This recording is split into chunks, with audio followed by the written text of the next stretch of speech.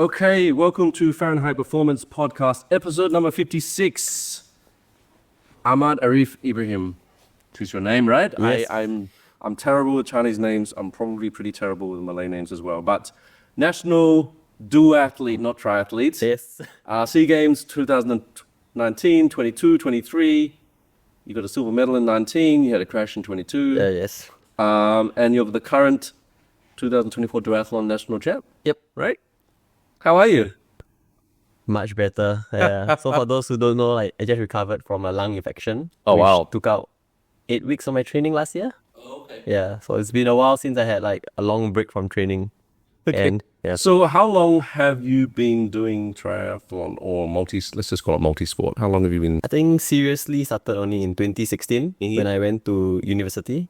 Before that, I was just playing football, floorball, just doing everything, anything under the sun. University was after NS. After NS, yes. So you didn't do anything. You're doing floorball and all this sort of stuff, soccer and stuff before NS or during NS, and then Before and during NS, then I realized that every weekend when you play Sunday leagues, people going for challenges a bit too hard, and you see a lot of friends or your opponents going down injured, or you take up some knocks, and it affects your training.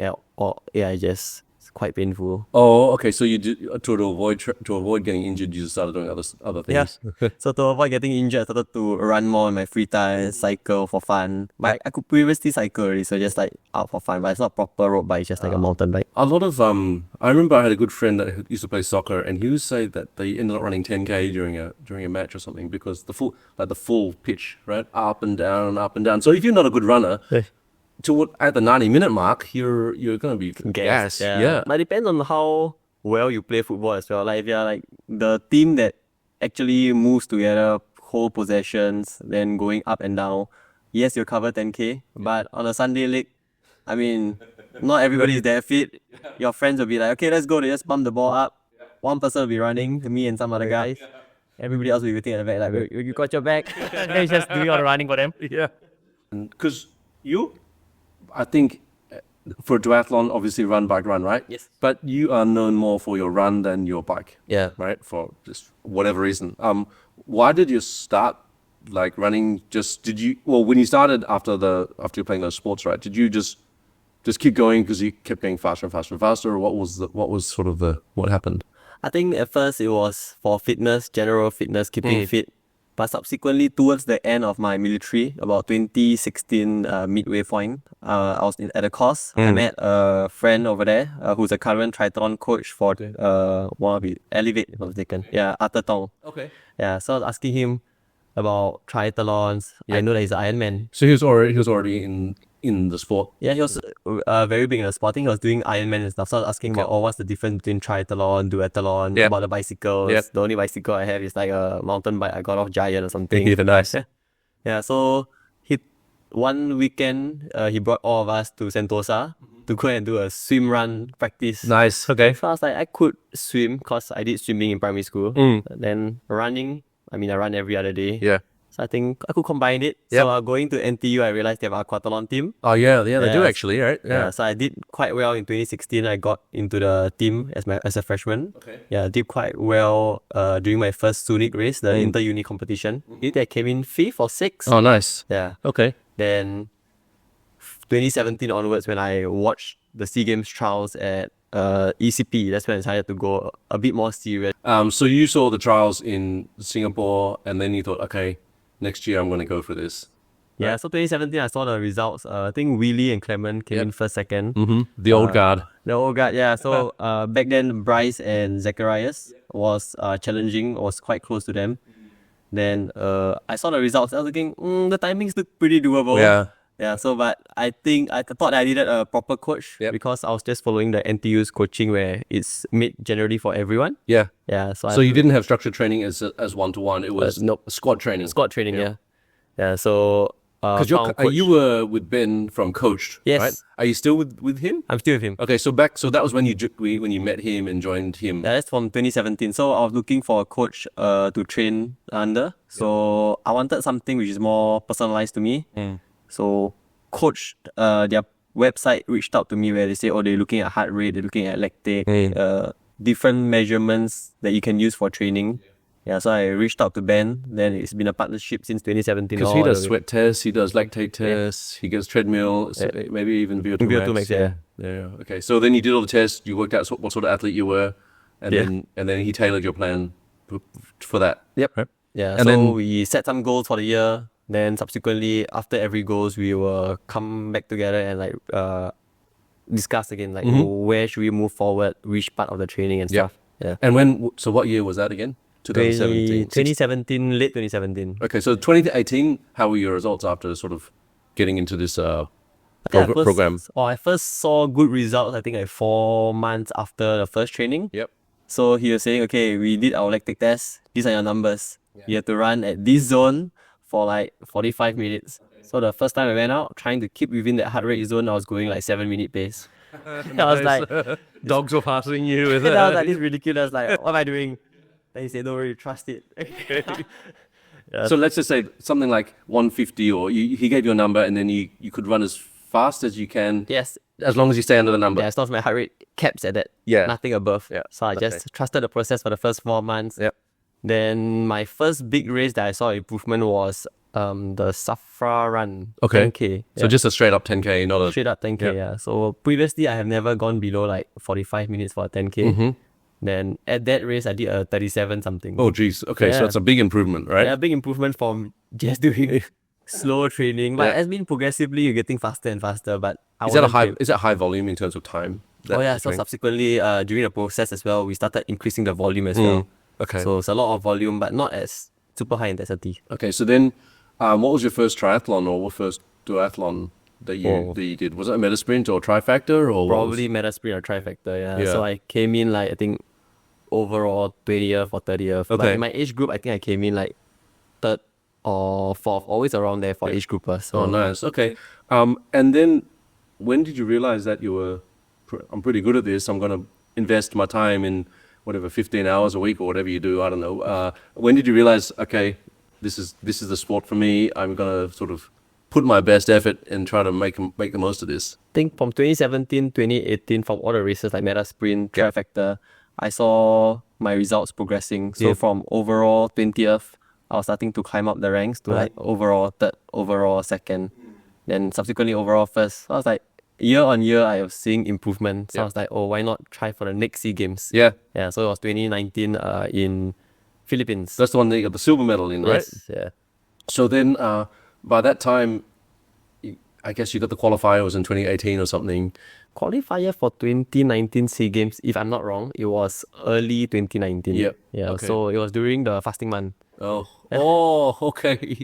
Because you're Muslim, right? So then fasting month is normally second quarter of the year. It around there, changes right? every year. It comes forward 11 days every year because the calendar is slightly different from The Chinese New Year, I guess it moves around, right? Yeah, yeah. And then, so what does that mean? If you have to do a super sprint or a sprint triathlon, let's say you're a sprint triathlon, it's an hour, right?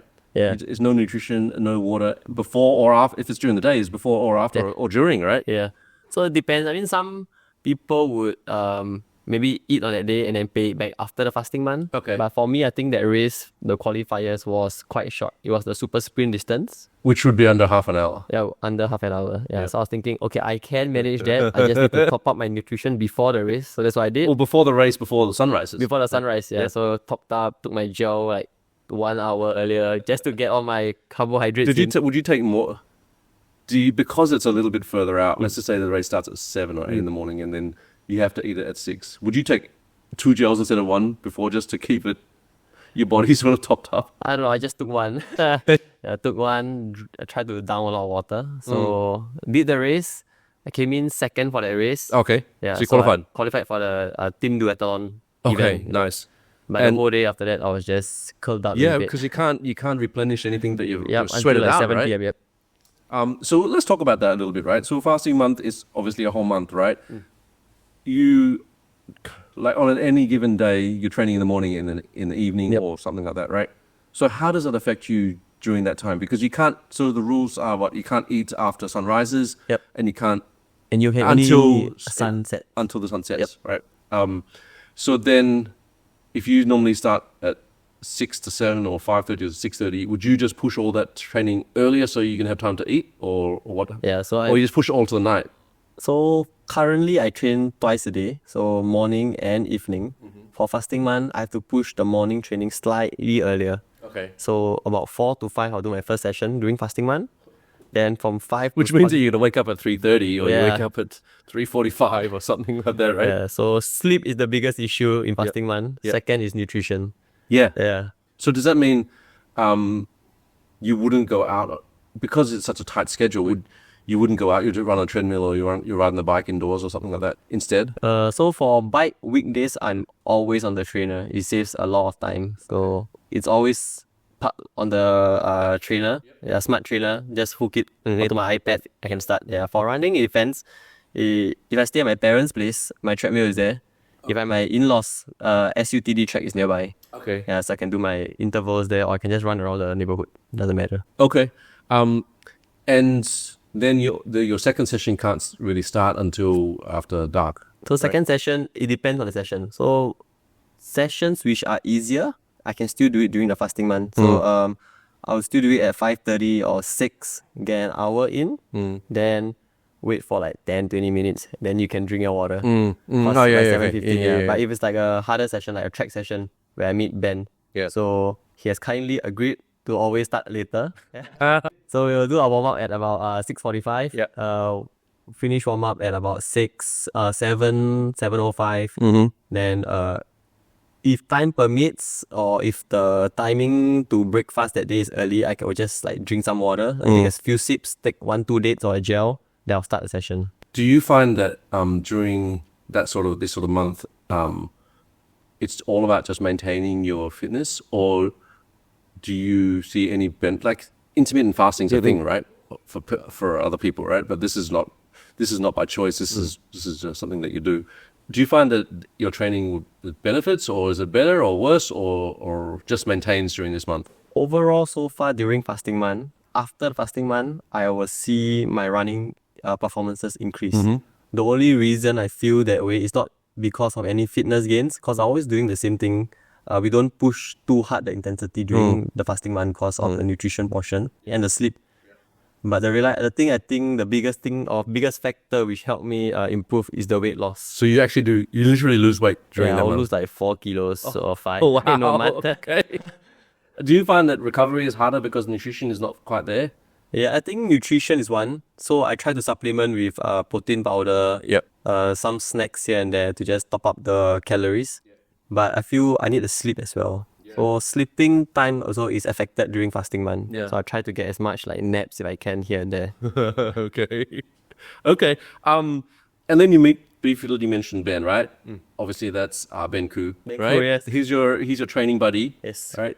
When did you start training with him? He's I've had him as a guest. He's quite a hardcore triathlete. And now he's making all these videos about everything. Yes. And I see you in the background a lot of those videos, right? I'm behind the camera. Everyone wonder who's running. Are when you he's the running. guy? Are you the guy holding the camera? Okay. Oh, the secret's out. Okay.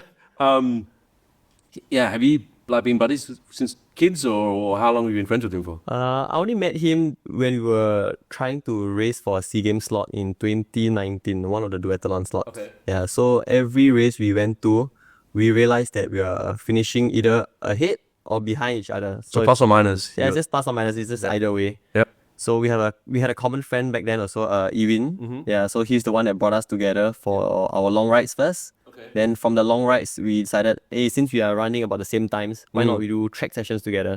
So Tuesday and Thursday tracks came out. So so you guys are literally about the same level in terms of your training intensity and your volume. So generally and pre-season nowadays, because we are going in different directions, he's going more towards Long the course. Ironman route, long course. I'm still doing the short course. Our base training generally will be about the same because we're under the same coach as well. Yeah. Oh, okay. Yeah. You see with you. I think he recently just joined about a year or two. Okay. Yeah. Because I used to see you guys at the track on Tuesday nights. Yeah. So then, because you're about the same level as Ben Koo, that's why do you live close together, close by, or is it? Currently, we live quite close. Both of us stay in the east. Okay. So he stays at Paya, I stay at Kemangan. Yep. Okay. Yeah, so not that far. So it's easy to call him up and to meet him and stuff like that. Okay. Yeah. Okay. Cool. So you talked at the very beginning about your infection, right? So what happened? You had some sort of lung infection that kept you out of the triathlon nationals, Yep. right? Because I was looking at the results of the triathlon nationals, which is one of duathlon.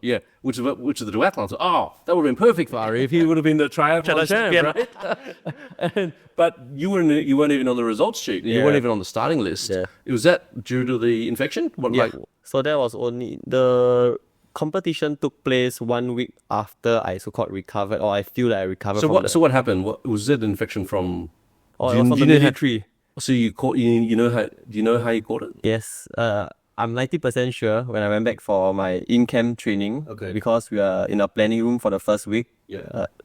The trainers, a few of them were coughing and a few of them were sick. Yeah.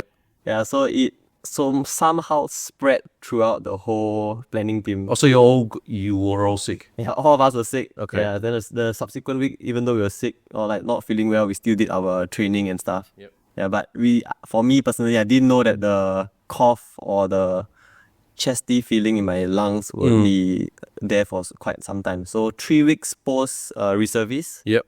I was still having chest pain. It was a pain, so it wasn't just a cough. It was a cough and a pain, yeah. Okay. So I went to a specialist to check and stuff. So you were just coughing away and having a little bit of pain for 2-3 weeks, and then after 3 weeks, like, this thing's not going away. Yeah, so 3 weeks not going away. I went to see doctor in the military. He said, oh, just a normal lung infection. It should go away. They give me like antibiotics and stuff. But 3 weeks later, I was still sick. Oh, I felt slightly better. So I decided to go for a run. Nice, Plus, okay. I had my A6 10K coming up. And you probably felt guilty for not training for 3 weeks, right? Yeah. I can't recall the last time I missed training for like 3 whole weeks straight. Right. Yeah, so decided to go for a run, 30 minutes.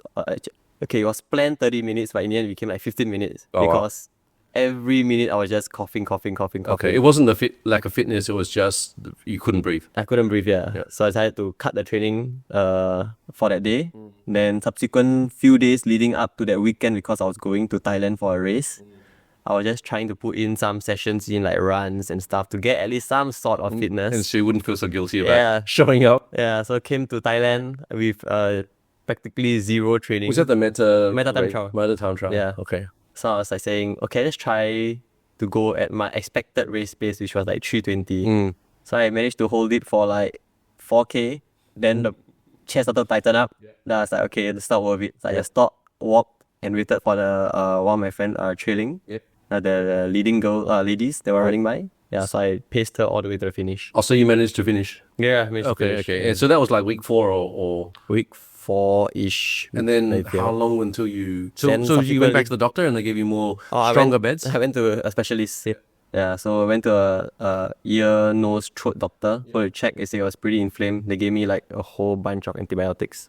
Yeah, so that took, Just stronger than before. yeah, stronger than before. Yeah, so it took me another 3 weeks, 2-3 weeks to really recover. So during that period was when the triathlon became a duathlon. Yeah. So when it transited to a duathlon because of the oil spill at East Coast, they were like messaging everyone, oh, are you interested to do the duathlon? Yeah.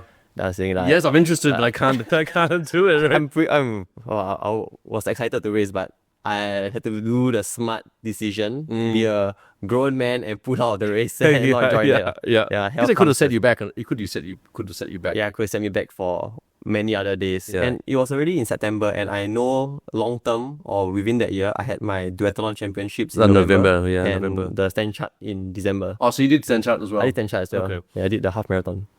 Okay, so after that, did you come out of that after not exercising for 7 weeks, like 20 kilos or 10 kilos heavier or something? What I did put on some you did- weight, yeah. Yeah. So I put on, I think, a few kilos. I was like 78 kilos. Okay. Yeah, pretty high. So normally I race at about 72, 73. Okay, so you did put on like 5 or 6 kilos. Yeah. Okay. So then, was it just the revenge training that got you back into it, or like after sitting for so long, you're so eager? Like, what motivated you to get back into full training after? Because now you're more unfit. You're heavier. You haven't done it for so long. It's easy. It's like kind of demotivating Yeah. when you sort of think about your first run, and let's just say you normally do a 10K training run at 45, and then suddenly you can't do it. Under hour. Yeah, under an hour, right? So, what kickstarted your sort of mental game? I think the first thing that kept me motivated was the duathlon champs. Like I won the previous year or previous edition. Yep. So I wanted to keep the title again. Okay. Then So I this is didn't- like your A race, Yeah. and you know it's coming in 2 months' time. Or Yeah, 2 months, exactly 8 weeks. Okay. Yeah, so every week was just a checklist where I was following my coach plan. Okay, we slowly build up. So like first week back, I think I only did like 6-7 hours of training. Then we were slowly building up to finally the duathlon championships. Okay. Yeah. And then that's one that you won, right? Yeah, that was the one I won. So I was looking at the pictures, and I saw. So last week, Ijun was my guest. He's episode 55. You're episode 56. Yeah. He was on the podium next to you, right? Yeah. He's the new young The gun. rising star. I know. I think it's for you guys. I think it's kind of crazy because his potential is completely unknown Yes. at this stage. He's not plateaued. He's not leveled up. He's still in the rise, right? You guys don't know what the heck's I going to don't happen. know where he's going, but he's going upwards definitely. Yeah. Okay. So when I was getting ready for this, I normally Google you, and I would normally look on your Instagram and stuff. And I Googled you, and your name came up as a school teacher at some school, and I thought, maybe it's just someone with a similar name as you, right? And then I was watching a video, and then you were talking about your time at the teachers' school or something like that. Oh, yeah. Yeah. And then I thought, it must be you. So you were a school teacher. Yeah. Is that correct? Yeah, so my full-time job, I'm a primary school teacher, PE teacher in a primary school. Okay. So like Manyun. Yeah, Yep. Manjun, but Okay. Manjun's in the JC. Yeah, okay. Yeah. So you got the kids, The younger the little kids, kids the like running 7 to through 12. hoops and teaching Yeah. them basketball and stuff. Yes. Okay. But I guess in my mind is that means that you've got to be on campus at 7. Yep. Or 7, 7, right? 7. Basically 7. Which means that you've got to, depending how far you live from school, you've got to be done by training and out the door by 6. Yep. Right? Which means that you've got to be training at 4:30 or 5. Yeah, right? so that's my usual wake-up time. Yeah, right, crazy. And if you're training every day, that means that you're waking up at like 4:30 every single day to do your training. 4:30, okay, 4:45. Morning training is quite simple. I just need to go to the toilet to wash my face and like change. And Oh, because stuff. Yeah. you're doing it on the trainer Yeah. at home. But then does that mean also that you get November, December to do like more training because school's out? Yeah, so December and June holidays. Okay, I do go holidays because my wife and myself are school teachers. Oh, but she's a school teacher Yeah, also. she's teaching at international school. So our holiday only coincides. Oh, so my 1 week. kids, Yeah. my kids are like that. Like I can only take vacations at certain times because one's in school and one's not in school. Yeah. And- okay. So 1 week in June and 2 weeks in December. So those weeks are Off limits. yeah, off limits. But I'll still do training during when you're overseas. Like we bring my running shoes along. Yeah. So if you're in Japan, you just bring running shoes along and then run around the neighborhood or something like that. Yeah, so 2 weeks, 1 week. But other than that, if she's still working and I'm at home, it's Yep. training full on. Is she into running or multi-sport as well? I know she plays tennis. Okay. Yeah, so on the weekends I'll be her training buddy as well. Oh, nice. Like, tennis is good. I'm not good. Yeah, but tennis is actually good for stability, like Yeah, side-to-side movement, and like you don't get that in cycling, especially. yeah, exactly. And football and in running, because you're just going forward. Yeah. Okay, and so then how do you structure your training? How many hours a week are you doing like these days? Usually I do about 15 hours, but Okay. since this is the start of the year, I came back from holiday, so I'm slowly building it up again. We started with 7 hours, then I went to 8 or 9 hours. This week should be about 12 hours. So we are weekly building up the mileage or the hours. Then I will hold about 15 to 20 hours depending on Yeah, so that's just averaging 2 hours a day, right? Yeah. So 1 hour in the morning, 1 hour in the Yeah. evening, right? Just rough numbers.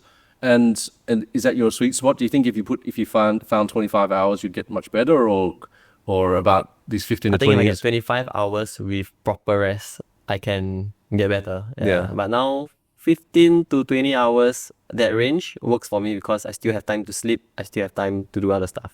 Yeah. Okay. And then, does that mean if you're a school teacher, after 3 o'clock, you got all afternoon to go running, or do you? I wish. Yeah. Yeah, so school normally ends for kids. The school ends for kids at 2. Yeah. But we do have CCAs and other project meetings which we do all after school. So usually on average we end about 4:30. Okay. Yeah, so I'll try to get my next session in pretty soon after work. So if I'm meeting Ben at the track, I will quickly, after 4:30, I'll leave my workplace, travel down to CCAB or SUTD. Either or, depends on which track we are training on that day. And we are quite the rare few bunch where we start our interval training pretty early, like 5:30. Yeah, So okay. it's still blazing hot. Yeah, it is.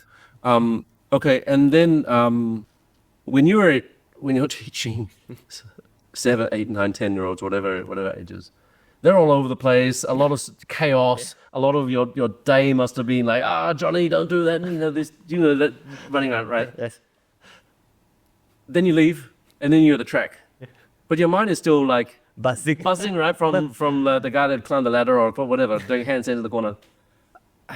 Do you find the track sessions help sort of drop that baggage, or is there something that you struggle with, or how do you deal with that? Yeah, I totally agree. So like after a crazy day at work or a heavy day at work, Because I've got 3 kids, I know how crazy they can be, Yes. right? So yeah, mentally you'll be very affected. You'll feel heavy, you'll feel sluggish. Yeah. So during the warm up and stuff, you'll feel your effort slightly harder than usual.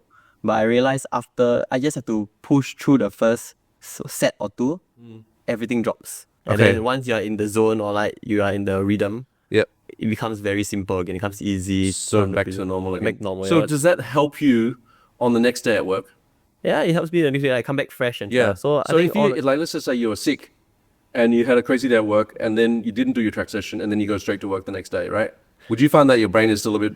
still be buzzing yeah. and stuff, like you're thinking everything. Yeah, but I think training triathlon have somehow integrated it into my life where it helps me de-stress. Yeah. So all the simple, easier sessions where I'm not really putting a lot of strain on the body helps me calm my mind. So it's like some sort of meditation.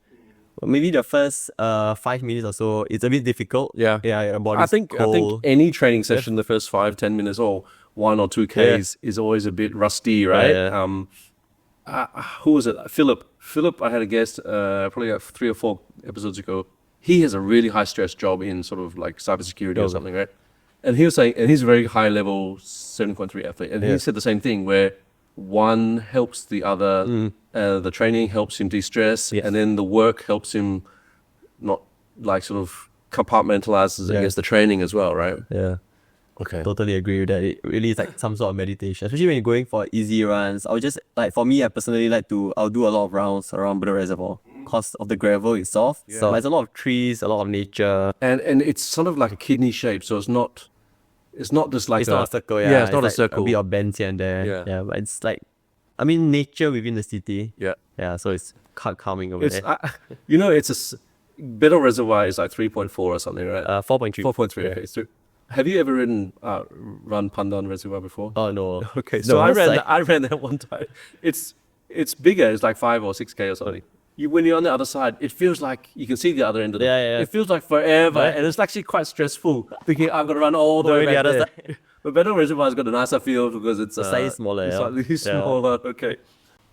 Okay. So tell me about your favorite race. Do you have a favorite race in the region, or have you done a race that you did I particularly mean, well at? the one that I enjoyed the most obviously was the silver medal Yep. at the SEA Games. Yep. Yeah, so first time racing at a major event and getting a medal. Can I forget that? Yeah, is that like a super proud moment when you're standing on the podium? Yeah. And, But post race, I was chosen to go anti-doping. So I was stuck in anti-doping okay. for like 3-4 hours. Yeah. And we were flying back the same day itself. Because you have to wait, and then you got to pee in the cup, and if you haven't, And it if you're depends- dehydrated, it's like Yes. So if you drink too much, I just realized they told us if you drink too much plain water or electrolyte, like 100 plus and stuff, and your pee turns out too white, it's not gonna be counted. Oh no. Yeah, it needs to be a certain like quality. So you say eat bananas, drink a bit, then hopefully it's a good sample. Okay. And then training in Singapore, right? I guess most of your training is Yeah, done in it's mostly Singapore. Do you do many races overseas where it's much cooler, right? Do you feel like training in Singapore helps you with sort of those races? Is it easier to run, for example, in Korea when it's 5 degrees, 10 degrees cooler, or? I think for heat training, it prepares us well for heat training. It does help us in colder races, but I feel on the overall quality, we're not able to recover as well every day. So like a hard session on Tuesday will take you like additional day or two. Whereas if I'm overseas, when I was in London running, if I do a hard session, I'm okay the next day, but I won't be planning hard sessions back to back. Yeah. But it's just how you feel on a day-to-day basis. It's funny as well because I was just in Australia and I don't drink as much water sometimes as when you're here because it's so humid. You're drinking. Yeah. You go for a ride and then you've only finished one bottle instead of two bottles, for example, right? It's just Yeah. Well, when I was in teacher training, they sent me over to Sweden for attachment. So it was during fasting month as well. And it was summer. So summer in Sweden, the sun only sets at 10. so fasting month you can't eat. It starts at 10? Look, sets at 10. Yeah. So you can't eat until 10 p.m. Yep. Then only it rises up at 2 a.m. So the eating window is 4 hours. So I mean, there is Not fair. So I mean, there's recommendations to say that if it happens in certain countries this way, you can follow the next closest country, which is about like 12, 13 hours. But I was trying to embrace the whole environment Swedish thing. Yeah, Swedish experience. experience. So I decided to fast for 20 hours. 20, So 21 you hours. sleep, wake up, eat Oh no, I don't ever sleep. I just eat, then sleep. at 2 o'clock in the Yeah, morning. 2 o'clock, sleep, then wake up for work. And I feel, even though I did that, like to fasting 20 hours compared to 13 hours in Singapore, it's much easier to fast 20 hours in Sweden. Just because of the weather. And I was like running with the kids. Yeah. I ran cross country with the kids. I didn't feel as bad as compared to Singapore. Because you're not sweating as much and it's not It's it's way not cooler. overbearing. Yeah. And you cool down faster Yeah. as well. Okay, so we're in 2025. Yes. End of this year we have a SEA Games. Yeah. You're going. I'm assuming that you're trying to qualify. Have you Yeah, so qualifying for the duathlon relay team. when is the qualifying window close, and what are the big races that you have to do for that? So qualifying window closed in September this year, early September. Okay, so which is like the 9th month. So you still have 2 more months after that, or 3 more months, I guess. To Yeah. once you're on the team, you can train. To Okay. focus solely for SEA Games. Okay. And then the process for qualifying it's head-to-head racing, right? Yeah, so they will allocate certain races along the calendar. Okay. So to say they will recommend us to race so that they can get better data points to choose the team and bring it up to SNOC so they can make the final cut. Because I guess for running, so when I was talking to Sean, running was you got the bronze medal time for the previous SEA Games. Triathlon is not necessarily that right, because there's drafting involved in the bike and then But we still follow the bronze timing. but on top of that, it's also Course dependent. Yeah, head to so head and Last year's course in Cambodia was pretty fast. But no. it was an was hot. individual race, yeah. it was hot though. It as was well. hot, but the bike course was pretty fast. We were averaging like 40 plus for the bike. Yeah. So 29 minutes on the bike. The first run, second run was about 3:15 per K.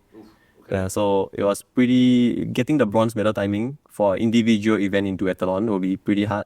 Okay. But this year's SEA Games was no individual duathlon. It's a team relay. Okay. Yeah, so they're using the results, which is slightly further back when they had relay. The team relay, which Yeah, was back when you did it last time, right? So the timing wasn't that fast, so Okay. I think a lot of us have a good shot. But I mean, if everybody qualifies, the association has to decide the best 2 or 3 to bring along. Yeah. But the team relay, it's everyone does a super sprint distance. Yeah. Right. So So everybody if it's a will do mixed relay, is it 2 men and 2 women, or is it 1 and 2? Or 2 men, 2 women. okay, so all 4 of you have to do a super sprint. Yep. It's not like one person is doing the swim, one person is doing the run, yeah, right? They do everything by the shorter distances. And then so there's like 6 different relays this SEA Games, right? Does that mean that the triathlon, Singapore triathlon squads are going to be bigger, or does that mean the same people are going to do double duty? Most likely, I think the association will have to say they have to discuss with SNOC to decide whether they want to start fresh people who have qualified or people double up. So previous SEA Games, Bryce and Luke double up for Yeah. the aquathlon and the triathlon. Yeah.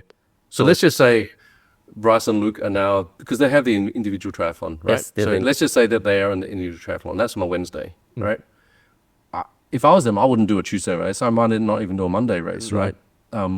So then you'd probably want to have at least the 3rd and the 4th people ready to go for yeah. those races, right?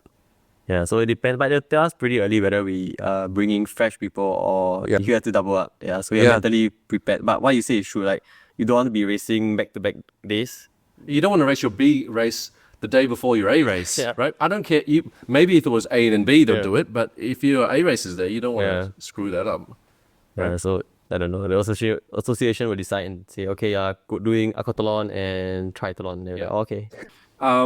You've been doing this for 6-8 years now, right? Yeah, since 2016, like seriously. Okay, so what you know now compared to what you know then, right? What's the one shortcut or one piece of advice that you're going to give yourself when you started? What would you do better? To be consistent. So I realized early part in my formative years in triathlon or duathlon or multi-sport, I'll call it. Yeah.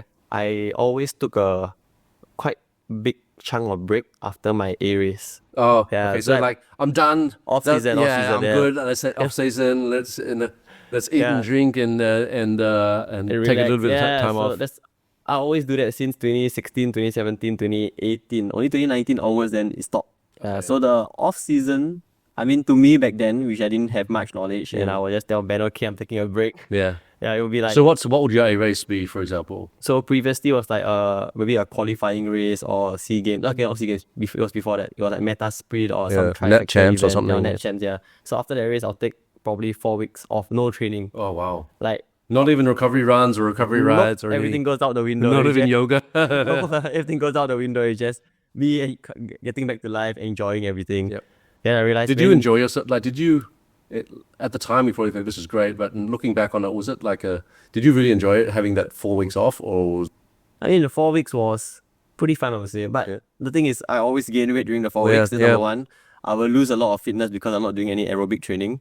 Then by the time I come back, it starts at ground zero again. Yeah. Then you have to build up again. Yeah, because you build up, and And then it's coming then up. it drops down, and then you got to build up instead of sort of going So up again. essentially, Right? it's like I'm doing a self lung infection off training again. It just Yep. goes up, then infection or rest takes place, it drops back down, then goes back up. It's just making it hard on yourself, So right? from 2019 onwards, I think I tried to cut that out. So I was being consistent. Even off season also, it's like easy 30-minute, 1 hour a day, like unstructured training where you can do whatever you want. So coffee rides and like just By keeping the park runs pace and stuff. relatively easy. Yeah, it helps you when you first come back to the track session and stuff. You get back pretty fast. Yeah, whereas you take the 4 weeks off, it's ground zero. Yeah, I know, Yeah. right? Okay, so what's next for you? Let's just say you qualify for SEA Games 2025. You go to SEA Games. Then now it's 2026. Are you gonna still focus on duathlon, or what's the plans? So I'm gonna focus purely on duathlon. Like for me, I stopped triathlon solely for the reason of it takes too long to go to the swimming pool. Oh, Yeah, so like to get And better at the swim, you have I to find invest so much that, time. especially for 70.3 athletes, right? To get from let's just say a 35-minute Swim, to a 30-minute swim, it takes a lot of Yes. effort, right? Yeah. And you're only getting 5 minutes, right? Yeah. But to get from a 140 or let's say 2-hour half marathon to a 150, 2 hours, it's a lot easier or the same amount of time to get that. You make get more minutes. improvements, yes. Yeah, you make more. You gain more time, and it's because they're all stitched together. Yeah. It's the same race. You put your effort in the way you can get the most benefit, right? Yeah. Is that sort of what you're doing with swimming as well? Yes. So swimming, I realized you need to work on a lot of technique, and especially if you don't, you're not from you don't have a swimming background. Yeah, you'll struggle a lot. So for me, I had to like put 5-6 sessions in, and I was barely swimming 120s. Yeah. Whereas the tri guys or the All pure the swimmers, sports school the guys. sports school guys like Luke, Bryce, they're coming in, they're swimming Rachmani like as well. 110. They're like, there's no way I'm gonna So close that gap. that's 10 seconds For every 100 100 meters, meters, yeah. right? And then there's multiple 100 meters, obviously, right? And then if it's a 1.5, Yeah. that's already like 2 Like game minutes. over. Yeah. Yeah. So I was like, okay, I'm going purely duathlon. I'll make the best of my time. So how long has that been? You've been purely duathlon? Since 2022. Okay. Yeah, so I tried going back to the pool. Yeah. It didn't work out. So I was like, it's okay. I'm just going to focus on duathlon. That's working out for you so far. You're you're a 2-time champ in Yeah. the triathlon, right? But so 2026 and beyond, are you thinking of doing 70.3s or I plan to do 70.3 or even an Ironman. But I mean, this year as well, I'm also trying a marathon. Oh, Yeah, nice. so most likely I'll be going for Gold Coast. I'm still working the entry with my friend. Are you do you have any particular time that you're trying to beat, or is for now, because previous marathon I did was when I was playing football. Yeah. It was probably like 5 hours, 6 hours. It always yeah. is like that, right? But okay, let's just use SEA Games, right? SEA Games qualifying time is 2:38? 2:35. 2:35. Yeah. Are you trying to beat 2:35? Yeah, definitely I'm going to try a bit 2:34 because I know Henry, who's holding the second spot. Oh, he's already got 2:34. Yeah, he got Oh, 2:34. shit. Then Okay. Ray Yong is 2:27. Okay. Yeah, so Okay. as long as you come in the second place, you have a good chance. So why not just try it out? So what happens if you qualify for marathon and qualify for duathlon? It depends on whether the associations let me double up. Yeah. If they do, I think it might fit quite well because the multi-sport events are always at the start of the games. And it's like 2 weeks, right? Yeah. Then And- marathon and is always the last The last event, right? Yeah. The marathons are always So the last the event. build up in between, you have enough time to rest. Yeah. Okay, so let's just say you qualify for both. You would, and the associations give you the green light. Yeah. You I'll would probably do it. totally go for both. Yeah. Right. And from your training and from your numbers, 2:35 or 2:34 is achievable. I have no idea. Well, how did you do on the stand chart recently? Stand chart, I did 119 or 118. Okay. Yeah, so That's you in times Singapore. two That's is in, that's Singapore. that's in Singapore, which you add about 5-10 minutes to Yeah. the time, right? So, okay, so And that was post lung infection. So Yeah. yeah, we'll see how. some focus training and some like Yeah, so the next race will be next month in Metasprint Duathlon. Yep. Then maybe I'll do a half marathon at 2XU. Then from there, I will roughly know the numbers. when's Gold Coast Marathon? July, first week of July. Okay. Or first weekend. Or something. What is the qualifying race for the SEA Games duathlon? Duathlon, as of now, is Metasprint as one. There's another one in Philippines in April or May, I Asia, can't an Asia recall. Cup or something? There is not that high level of Asia Cup, but yeah, something similar like that. Okay. And then, so I guess after those two races, you're going to know Roughly what where, the second half of the year is going to be like, Yeah. right? Okay. And then I guess you're the runner, right? So marathons, you're going to, next year and the year after, you'll do some marathons and half marathons. Yeah, and- just try to play around the different distances like 70.3, maybe Ironman, take down Ben Cruz timing. I don't know. Nice. Shout out. Watch out, Ben. extra fire in the training sessions when you're next to him now. It's funny that triathletes commonly do half marathons and 10Ks and marathons, but they rarely go and do like a cycling race, Yeah. right? It's just the risk level in a crash. You don't crash in a marathon, but you can crash. You crash in a bike race, then you're out for good. Okay. My last question is always, how do people get a hold of you? And I saw your Instagram. How do I explain this? It's Arif, Yeah. but there's 6 A's, 7 A's. 7 A's. That's and it's with a W. WIF. Okay, I'm just gonna put it up on the screen. So if it's hard to explain, Arif, thank you so much for coming by. Thank you very much, Martin. I look forward to seeing what you're doing this year, and we'll catch up again. Okay. Yeah. Thanks.